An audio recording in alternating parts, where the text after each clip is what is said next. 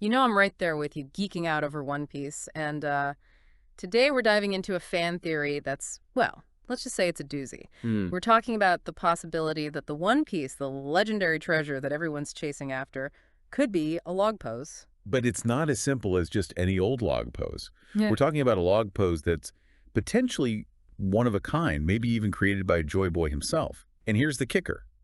This theory says that this log pose, it needs centuries to lock onto its final destination. Centuries. Wow, talk about a long-term plan. Yeah. But this ties into the whole idea of Roger reaching Laughtale too early, right? Exactly. Picture this. Roger, he follows this special. Log pose gets to Laughtale, the supposed end of the Grand Line. Yeah. But hold on, he's 25 years too early. The log pose hasn't fully set yet, according to this theory. So it's like he found the "you are here" sign, but the X marks the spot is still like 25 years away from being drawn. That's a great way to put it. And that moment, his laughter echoing across the island, the theory suggests it wasn't just him finding it all ridiculous, it was the realization that he was off by just 25 years. You can almost hear the cosmic irony in his laughter. Hey man, it really makes you think about that scene differently, knowing that he might have grasped the weight of those missing years. But he can't just be any random spot this log pose is pointing to. That wouldn't be a very One Piece worthy treasure. You're right, it's got to be more than that. And that's where the theory connects this special log pose, this potential One Piece, to something massive, a creation of the All Blue. Wait a minute, you're talking about Sanji's dream, the legendary sea where all the blue seas meet. How could a log pose even make that happen? That's where things get really mind-blowing. See, the theory says that to create the All Blue, you'd need to completely reshape the world of One Piece as we know it. Whoa, we're not talking about a little landscaping here. This is some serious world building. Exactly. Imagine this. To make the All Blue a reality, the red line, that giant wall dividing the seas, it's gotta go. The Grand Line's crazy weather patterns, they need to be stabilized. And the seas, they need to be connected so that all marine life, even around Fishman Island, can travel safely. Okay, now I see where this is going. We've got the ancient weapons, each one rumored to hold unimaginable power. Pluton, which could probably flatten islands, might be the key to breaking down the red line. And Uranus, maybe it can control the weather itself and calm the Grand Line's storms. Now you're getting it. The theory suggests that the ancient weapons, they aren't just destructive forces. They could be tools of creation, essential for making the All Blue a reality. But hold on, what about Fishman Island? There's that prophecy about Luffy destroying it, right? That doesn't exactly sound like it fits with a peaceful all blue. This is where the theory challenges us to think differently. What if the prophecy about Fishman Island isn't about literal destruction, but a radical transformation? What if to create something new, something like the All Blue, you have to break down the old, even if it means changing something as important as Fishman Island? Okay, that's a pretty intense thought, destroying something to save it, especially a place like Fishman Island. But it does make you wonder, if this theory is on the right track, then what role does the world government play in all of this? Now there's a question worth exploring. The theory points out something really interesting from One Piece's history. Remember how Alabasta was the only kingdom that supported Joy Boy's vision? Oh, you're right. I almost forgot about that. It always seemed odd that only one kingdom was on board with what Joy Boy was trying to achieve. Right. And this theory suggests that maybe, just maybe, Alabasta's support came from knowledge about this log pose, this key to the All Blue. Knowledge that the world government might have gone to great lengths to bury and keep hidden. Whoa. You're saying the world government, the ones who are supposed to maintain peace and order, they might have been trying to stop the one thing that could create a truly united world. It's definitely something to consider, right? What if Joy Boy's vision, the one Alabasta supported, was just considered too dangerous, too radical? What if it threatened to upset the balance of power in the world? It's crazy to think about. The world government, they created the three great powers to keep things stable. But what if they were actually working against a world like the All Blue? A world united by the sea. And that brings us back to this theory about the log pose being the One Piece. It really makes you rethink what the One Piece could be. It might not be about finding some treasure chest full of gold and jewels. I'll be honest, when I first heard about this theory, the idea that the One Piece is just a log pose, I wasn't exactly blown away. But the more we talk about it, the more I'm starting to understand.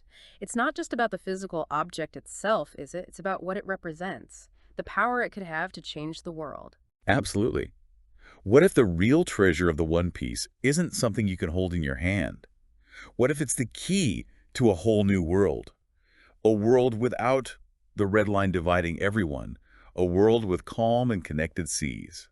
A world like the All Blue. So you're saying this log pose, it's not just about guiding ships to a specific island, it's about guiding the whole world to a new era. That's some next level navigation. Exactly. It changes how we see the entire quest for the One Piece, doesn't it? It's not just about the destination. It's about the journey, all the challenges they face, the allies they gather along the way, everything they learn. It all leads to the moment when Luffy and his crew can use this log pose as tool for change to reshape the world as we know it. I never thought of it that way. That's a lot to take in. It makes you see the Straw Hats in a whole new light. Every island they land on, every battle they fight, every friend they make. It's all part of this bigger purpose. Maybe it really is all connected to creating the All Blue and fulfilling Joy Boy's dream. And let's not forget about the Straw Hats themselves. Each one of them, they're on this journey with their own dreams, right? Right. Zoro wants to become the world's greatest swordsman. Nami wants to chart the entire world. Sanji's trying to find the All Blue.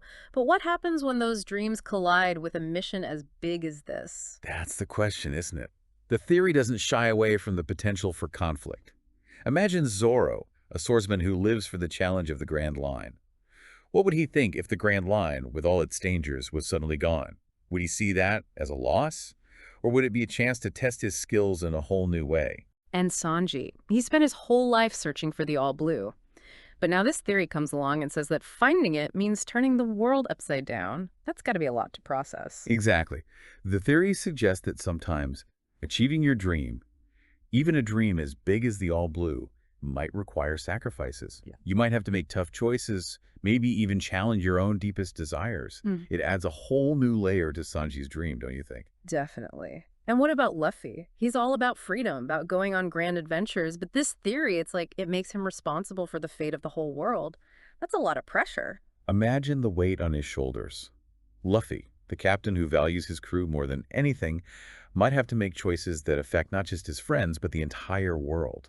Can you imagine? It'll be a lot to ask of anyone, even someone as determined as Luffy. Wow. It's almost too much to think about.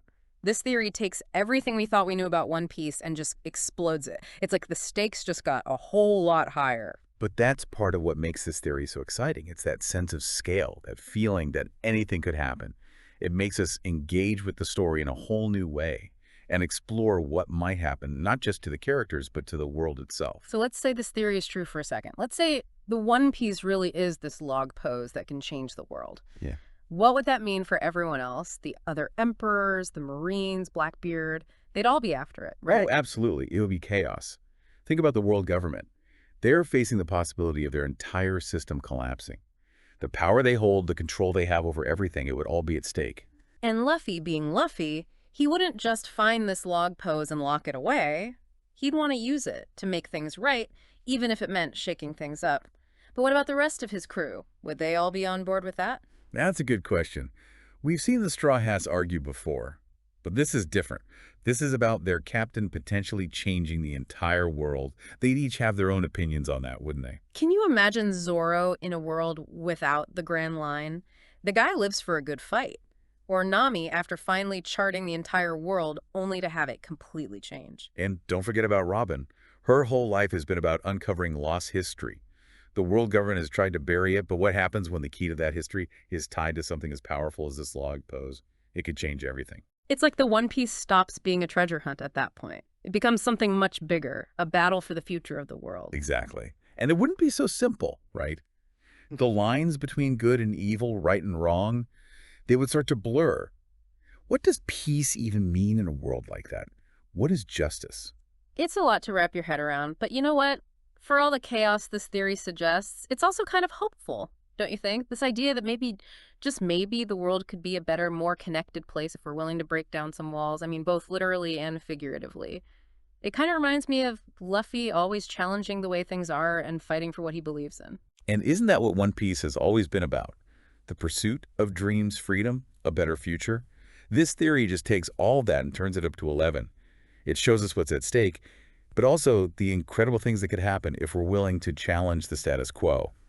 You've given us a lot to think about. And when I say us, I mean you listening out there, listener name too. It's like we took a magnifying glass and looked at every detail of the One Piece world, all the connections, the potential for good and for destruction. It's a lot. That's what I love about a good theory. It makes you question everything you thought you knew and imagine all the possibilities. And there are a lot of possibilities, with the story as vast as One Piece. That's for sure. So next time you see a log pose in One Piece, don't just think about it as a way to get around. Think about the choices we make, the paths we choose, and the power we have to create a better future, even if it means questioning everything. Because in the world of One Piece, just like in our own world, sometimes the greatest journeys are the ones that make us question, help us grow, and show us that the real treasure was within us all along. Well said. This deep dive has been quite a journey. Until next time, keep exploring the Grand Line, keep those theories coming, and most importantly, keep the spirit of adventure alive.